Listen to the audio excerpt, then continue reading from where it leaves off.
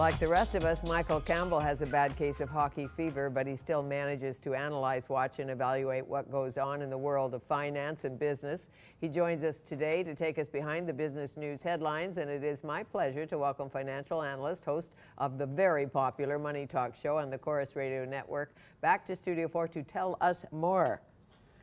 Going to work today? I was going to say, you look terrific. You look ready to go. I can't believe the sort of atmosphere in the city already, you know, coming down in the morning and just feeling it there. Yeah. I know. And I'm certainly feeling that myself. The problem is I can't stop a puck.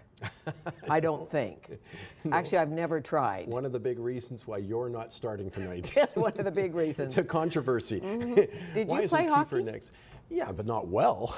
Yes. So you can't stop the pucks either. Yes. Okay. Not on purpose. But you were in Boston for yes, both games 3 and 4. Those games, those forgettable games. Yes, and they were. It was an interesting atmosphere. The first one, I didn't, you know, it's funny, we lost 8-1, but 3 of the goals came very late in the game. We were very competitive. I thought we were the best team in the first period. I didn't feel that way in the second game there. I didn't feel we were particularly competitive. At any point did I feel like we were going to win that game. And the atmosphere is very intense there. It's an aggressive crowd. And it's an aggressive team. Yes, and exactly. You noticed. The two mirror each other. I'm not sure which came first, but yeah, it's a very aggressive crowd. I couldn't imagine, by the way, after being there, what happens when Boston plays Philadelphia in that arena? Because there must be fistfights galore. Well, some of the hockey players tell me we are very quiet in our arena compared to Boston, Philly. Yeah, Chicago some of would them, be another. Chicago. Yeah. Even Montreal, you know, which may not be aggressive, but it's very loud. Yeah, we don't have a particularly loud arena, I think. But I think it's been different, especially Game 5 was the loudest I ever heard our arena. You know, not just obviously you're going to cheer when there's a goal, but it was a constant sort of din all the way through, which I think was terrific. Sure. I think tonight the crowd is going to get behind these people and you know, our team, and it's going to be wild in there, and I think it's going to be very, very helpful. It's not a coincidence that each team's won 3 games at home. You know, it's not. There is an advantage there, and our team deserves it, having winning the President's Trophy. So let's take advantage of it. Did you feel safe in the city in Boston? I felt safe in the city. I felt medium in the arena. Medium. Yeah. Did you wear one of these? Well, you had to be careful with those, and I'll tell you what the problem is you can say 90% of the fans are terrific, and 10% aren't. Well, then you're talking nearly 2,000 people aren't. You know, and there were instances. We talked directly. We were lucky because we had 2 police officers after a little scuffle in the stands near the beginning of the first game. Right. Literally, I was on the aisle and they sat beside me. How great! Did you see Bobby Orr? Yes, I sure did. You did, sure waving the flag, because that's traditional in that ring. Yes, it is. Yeah. Right, that somebody who has played before waves the and, flag. And believe me, they certainly know how to get their fans ready, you know, emotionally. Yes, they do, and so do we. Yeah, well, I don't think we need any help now. No, we seem to be on a roll. Yeah. Some of the tickets, club seats, I heard today going for like $7,000. Yeah, it's something like quotes, that. It's the hot ticket. I mean, I think you can still get in singles at about $1,500 in the upper bowl. You know, a single ticket might be, and I just imagine, it must be a season's ticket holder and saying, you know what, I am not buying that guy a ticket when I can get $3,000 for it right now. No, I'm going to Hawaii. Yeah. Later, when we win the cup. Yeah. Okay, so if you had $7,000 today or $200,000, where would you put it? What are some good investments? Yeah. I think it's a time people should be very, very careful right now. I mean, the debt overhang is huge. If someone could just tell me how it's going to work, you know, the debt problem is going to work out in the States. If they're going to tell me how it's going to work out in Greece and Portugal and Spain, then I'd have a clearer picture. I think it's a cautionary time, but hear me out. I think it's also, if we get further down markets here, it's a buying opportunity for me, and this is just, you have to measure it within your own portfolio, what's your risk tolerance, all of those. I still think the central themes are still there. Overall, over time, a weak American dollar, I think it'll have a little bounce here, but over time, weak currencies, rewarding people who own precious metals, silver, gold. I think we're still in the commodity boom, but these things don't go in straight lines. You know, it's not that lower chart and then all the way up, Fanny. You know, it goes like this. So I think it's been a rest period. We had 6 weeks down, you know, through the markets, down again today, up yesterday, but down again today. So I think there's a lot of worries in there right now within the marketplace. So I'm cautious right now, but I am looking for down dips to say purchase gold maybe in the low 1400s, you know, purchase silver maybe $28. Then I'm looking for that. So when you look for dips, the TSX yesterday dips. Today, not sure where it is, but it dips today, because commodities are down. So the TSX is down, which is our definitive exchange, I guess. Yes, sure it is. Really. Yeah. So when do you say, gee, serious dip? Yeah, good point. So what I'm looking at are particular price targets, you know, and the market tells me, I don't tell the market, but the price targets go. So again, given I'm only looking at high quality stocks in this kind of a marketplace, I'm looking at precious metals, I'm looking at some commodities. I would love to see a dip because I'm confident longer term that's the place to be. There's so many wild cards though, and people always think that somebody else knows. You know, if I just knew that secret. Well, if somebody else knew, we wouldn't have had a credit crisis, because what the problem there was triggered by Lehman Brothers goes bankrupt. Right. And then they find out after, oh, they made $250 billion or so in credit swaps. Well, that wasn't on the books, it was unknowable.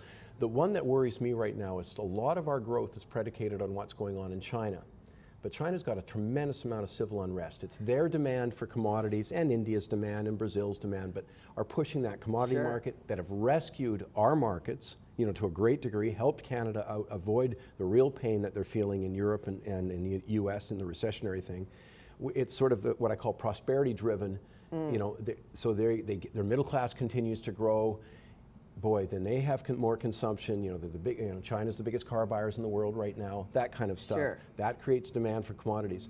But if there's a disruption in China, and I believe there will be at least an interruption there, then again, it's a slow growth period, and I think that's what we're entering. You know Rubini, I think his name is Rubini, and he predicted, Nouriel Rubini, he predicted the U.S. housing meltdown, so everybody thinks he's a small genius. I don't know if he was lucky or if he is a small genius, but he said a couple of days ago that China in 2013 would have a hard landing because there's so much infrastructure, they're spending so much, they're building airports out of Shanghai here and everywhere, and that is a little too much too soon. Yeah, and other problems. I think, again, what we don't know, because of course they clamp down on the media and all of this stuff, they have every report I read from experts, you know, in the geopolitical say they have way more social unrest than we hear about on a regular basis. It doesn't make our front page. They have severe problems that way. And then compounded on that, they have debt problems within their banks. Compounded on that, as you say, they've had these massive infrastructure programs. Now, again, I don't think that derails, in quotes, the China story, but it just reminds people that it won't be a straight line story. So if Mr. Rubini thinks it's 2013, I might think it's 2014 or 2012. It's just a reminder to investors, let's not get too cocky here. Let's not get too overconfident. There are still huge risks inherent in this system right now, so act accordingly. Huge risks in the United States of America. I was reading the deficit is something like $1.4 trillion. And let me put that in perspective. Right? That would be the equivalent of every economic activity in Canada over a year. Everything, if you added it all, your work, my work, everyone's paycheck, everyone who did anything, exported anything, all of it, the whole output of this country is represented in that one deficit figure. I can give you a scarier figure though. That day, exactly. Well, the U.S. is a basket case right now. They have this big debate going on between the Democrats and the Republicans about whether they're going to raise the debt ceiling about $2 trillion. And the Republicans want, you know, cuts to make sure you just don't get to that $2 trillion 10 minutes later and then do it again. Yeah, they want to slash spending. Yeah, and the Democrats, you know, have their view on this. But the point is, look at the numbers. The numbers are absolutely astronomical there. But they're numbers that are not part of that deficit number, and it's a worry in Canada too. Unfunded, they have Social Security. Well, they know they don't have the money set aside for that. They have Medicare, Medicaid. They know they don't have the money. A student loan program is about $800 billion. That's not on the books. Municipal pensions are not on the books, but they have a $500 billion problem right now in the States. $500 billion problem. You know, statewide pensions. They've got Illinois, New Jersey, California, all of these states. And I can just keep, you know, you wonder, does he ever take a breath? This list is a long one down there. They have yet to come to any recognition how serious their problems are. Now, I'm not saying people in the know don't know it, but the political system seems unable to act. And that's what caused Greece in the end, that's what caused Portugal in the end. Our politics are not set up to deal with these problems. Our politics are just a constant who can promise the most, who can give away. You know, there is a free lunch. Well, I think what people haven't noticed is it's caught up to us. And it's caught up to us in really vivid examples. And it wasn't that a Zimbabwean problem. No, it's a South European problem. It's an Ireland problem. It's an Iceland problem. You know, it's real there. Sure, and it's a USA problem, one that President Obama recognizes, but as you know, in the US, in the political system, you have to have Congress on your side, or you don't make many decisions.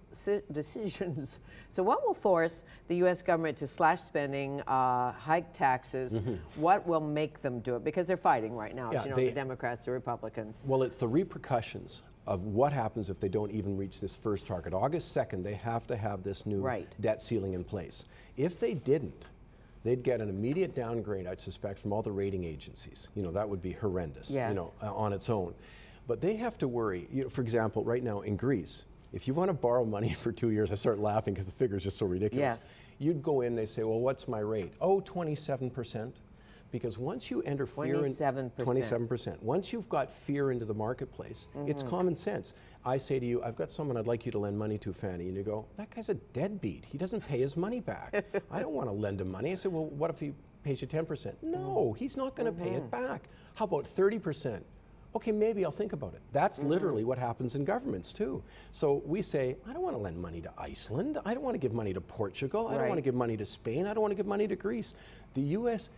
really can't afford to have the world start looking at them even with a bit of a perspective like that, that maybe they're not the safe haven there. And if that happened, and I say, we're talking about a time frame that's like 6 weeks away, whatever it is, 7 weeks away, they have serious stuff to deal with. So I think it's, do you literally have to wait and get into a bankruptcy situation? There's a good debate to say yes. Sometimes you do. Well, General Motors would be a good example. I wonder what's going to happen at Canada Post right now. That is a business model that clearly doesn't work. Let's talk about that when we come back, because it's on our soil. And then also about the Europeans who do not want Greece to default. You can bet on that. And I can tell you why, by the way. We should talk about that. Okay, so we'll talk about that too, and the HST. Okay. So stay with us. Michael Campbell, our guest.